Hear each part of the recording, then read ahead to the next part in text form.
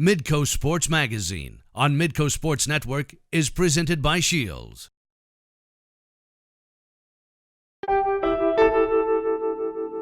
Welcome back to Midco Sports Magazine. Well, every summer here in Sioux Falls, they have a thing called the Legends Clinics. They bring in former and current professional athletes to put on mini camps for the kids. Well, they needed officials to work the scrimmages for the football camps at these things, and that eventually led to a Legends Clinic of their own just for the officials.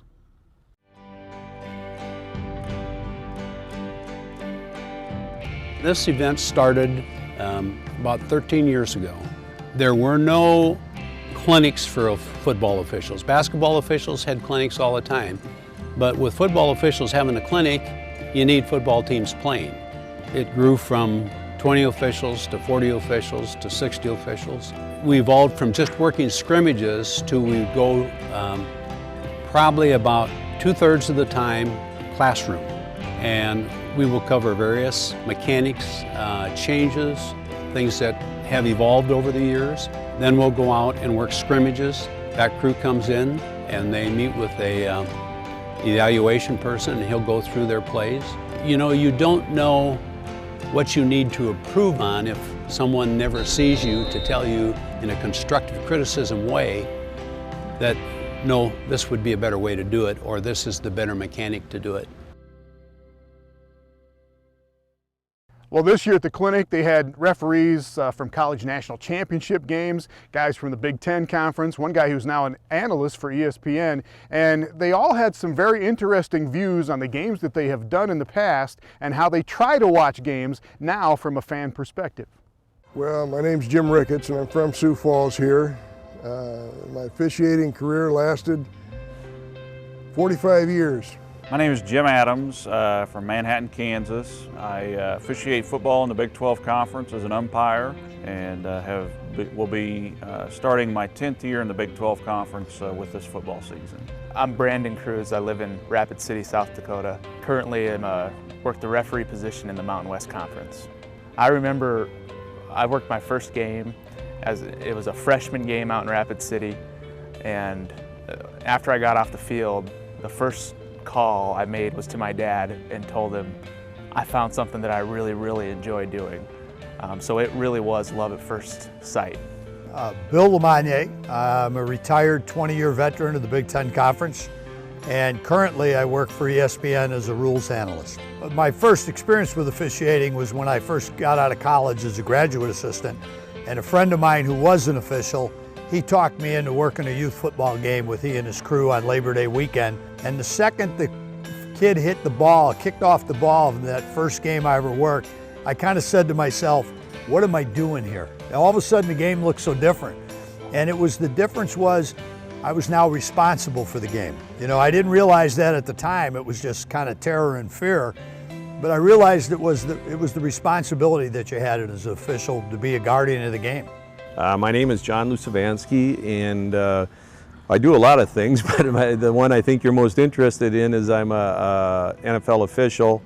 I've been a field judge for the last 6 years, coming up on my 7th year with the National Football League. I had some high school coaches that other sports than football who had an officiating crew and lost one of their guys and needed a replacement. They hung out at the golf course in the summer where I worked, and they basically badgered me into saying, yeah, I'll give that a try.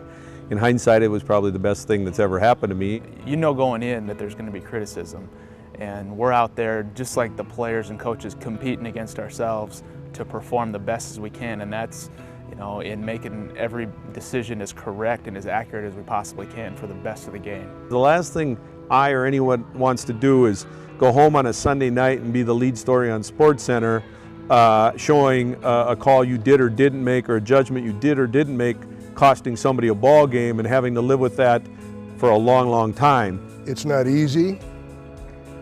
A beginning official will work games in gymnasiums and on fields that are not crowded.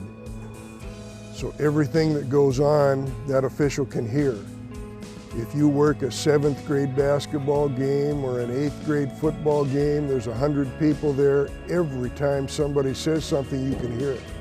It's not just noise.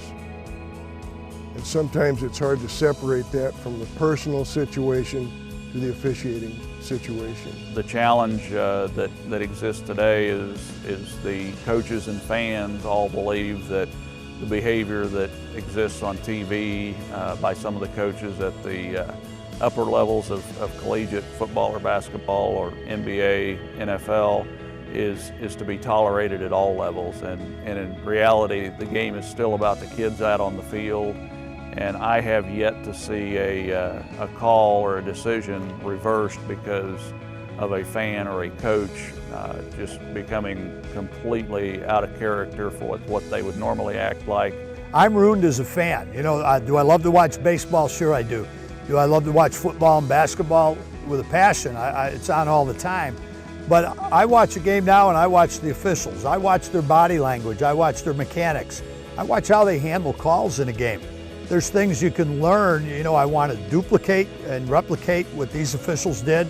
Or you see something, you say, boy, I didn't do that with confidence, you know, let alone whether the call is correct or incorrect. I think we're trying to, in this clinic we're doing over this weekend, you know, we're trying to, at the grassroots level, help people get involved, get interested, and continue to grow the pool of potential folks to be involved in sports officiating.